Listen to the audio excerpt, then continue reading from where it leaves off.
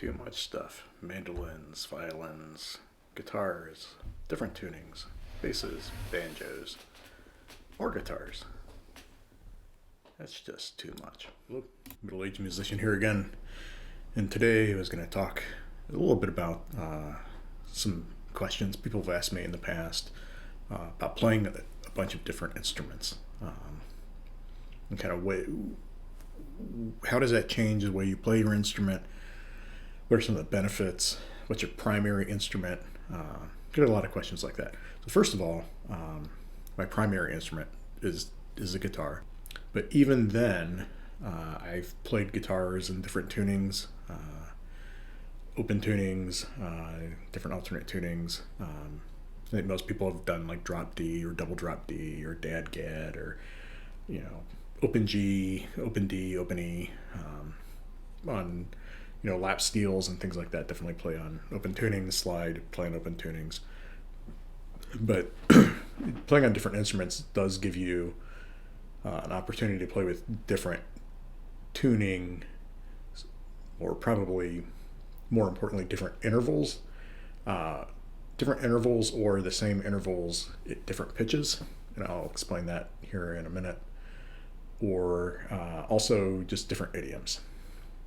And that's where I think it is maybe the most useful. So, I guess to kind of start out my musical journey, little starts here and there with different instruments, but really it started when I, really got serious about playing guitar, 6th, 7th grade. And I had a guitar and wanted to learn how to play it. I was taking piano lessons, playing a flute, taking flute lessons. I wanted to learn how to play the guitar, so I kind of begged my parents, my mother specifically, to get me into some guitar lessons, and which she did. And so I started learning the guitar and played that in earnest for a while. Learned a lot of stuff, taught myself a lot of stuff. Started playing in bands with other kids in school and stuff like that. And then I guess the next instrument was somewhere around the time I was 17. I decided I wanted to play the mandolin. So I picked up the mandolin and started learning that, which took a little bit of time for me to really get the sort of the keys of the kingdom, because I didn't take any lessons, so I was all figuring it out on my own. I had a Melba book of chords or something like that, trying to figure it out by ear. So I got some stuff figured out, but not a lot. And this was kind of before the internet, and so you had to figure things out either with books or by ear or with a teacher. And then I guess in my early 20s, I picked up the banjo. Got the Earl Scruggs book. Started going through it, learning rolls, learning all this stuff, which was the first time that I learned something on one instrument and then brought it to another instrument. So that's where I learned finger style, specifically 3-finger rolls. And I was suddenly able to transfer that to the guitar in a way that I had been unsuccessful in my previous attempts, having bought like a book on flamenco guitar and a book on classical guitar. And after sitting there for hours doing rolls on the banjo, I could play pretty much anything fingerstyle on a guitar. And other idioms from the banjo carried over. Some of the slides, some of the different techniques on the banjo, I started to apply to the guitar. And I started noticing, like some of these intervals, some of these relationships on the fretboard could carry over. And it took me a while to realize it, but there's a very close relationship in the tuning of a guitar and a banjo in standard tuning for both. There's multiple tunings for either instrument, particularly the banjo. But in your standard GD, BGD kind of tuning on a GD, GD, G, B, D. Yeah, had to think about it for a minute. On the banjo, it's the same as a guitar, other than you've got this high G string, and then you've had this D string rather than an E. So you can take the same chord shapes and a lot of things that you do on the guitar and transfer them to the banjo back and forth by just adjusting for that one string, right? And likewise on the mandolin. Granted, there's a lot that's different, but you can sort of get started in 5 minutes as a guitar player on the mandolin by realizing that the mandolin and the violin, same tuning, are just flipped around. Guitar's tuned in fourths, other than the B. Mandolin's tuned in fifths. If you go one direction, if you go down on the guitar, you're going in fourths. If you go up, you're going up in fifths, other than the B string. So, GDAE versus the ADG on the guitar. So you just flip them around. So you can figure out some chord shapes, and some of the relationships are different, but you kind of get there. Likewise, when you go in some of these open tunings, you start thinking in terms of, firsts and thirds and fifths out of the scale intervals, how you build your chords, and even how you want to tune your instrument. Do you want to go with a flat in the third and get a minor? Or do you want to add a 7 to it? All these different decisions you can make. And as you get further into these instruments, you start thinking in terms of intervals rather than the instrument itself. You'll definitely think in terms of the idioms of the instrument, but you can pull those forward, right? You can do claw hammer on a guitar. Neil Young does that. Having a high string high does some different things, but as you look at ukulele tuning or lap steel tuning or banjo tuning or guitar tuning or mandolin tuning on a stringed instrument, at the end of the day, you're looking at what those intervals are. And even when you get into extended range instruments, all you're doing is sort of extending that knowledge.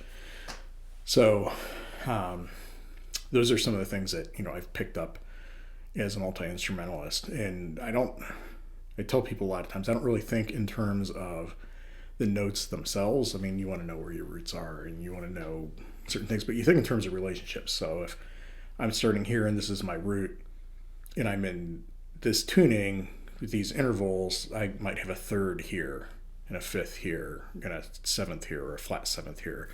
And so you really start thinking in terms of shapes on these stringed instruments. And that's one of the benefits of them. The guitar particularly is kind of laid out so that you can move stuff around and translate from one key to another pretty easily versus something like the banjo, for example. But it's also noteworthy that you can go from a non-open tuning to an open tuning by changing a subset of strings and just changing the pitch of one, right? Banjo to guitar, you take the top 4 strings and you drop that E to a D and suddenly you have an open G tuning. So probably enough. My takeaway from this is, you don't have to go pick up a new instrument to learn new things. But when you set aside an instrument you're comfortable with and take the time to pick up a new instrument and learn that instrument, its idioms, and then after you've done that,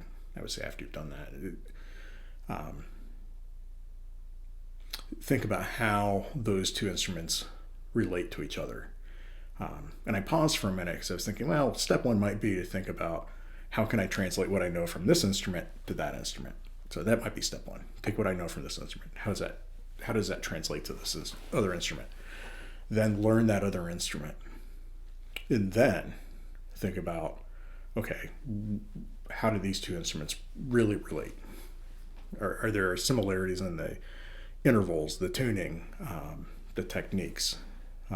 What can apply from one to the other? And on the flip side, the converse side of this, mandolin and violin. I played violin a little bit as a kid, and I've played it off and on for years. I've gotten into playing violin again more earnestly lately, but I've played mandolin for a long time, and they're tuned the same, right? And in theory, if you know how to play violin, it's probably easier to pick up the mandolin then vice versa. It's probably like Spanish and Portuguese or something. Portuguese is easy to learn Spanish, but not the other way around. So I'm told. I don't know Portuguese, and I'm not that great at Spanish. But anyway,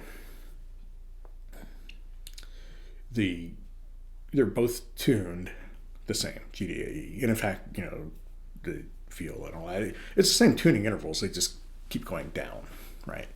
But you have these double courses, right? So there's 2 strings. That's not a big deal, right? So you've got violin has 1 string, 1 E string, 1 A string, 1 D string, 1 G. Mandolin has 2. But you have frets.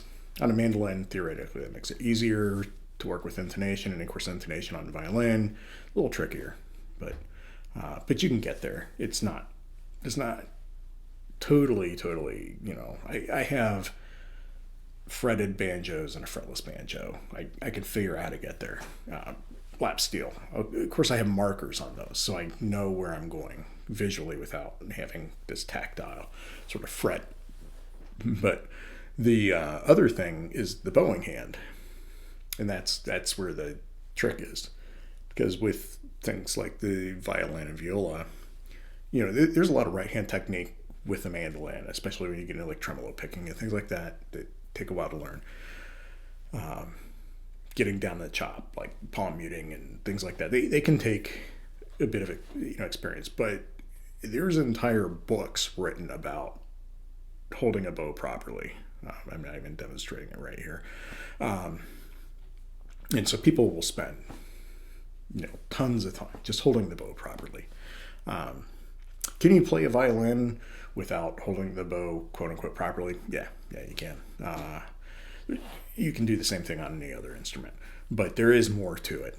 And so just because you know an instrument, I guess it's my point, just because you know an instrument in one tuning doesn't mean you necessarily take another instrument that tuning, same intervals, and just pick it up, because there are other idioms for that instrument. So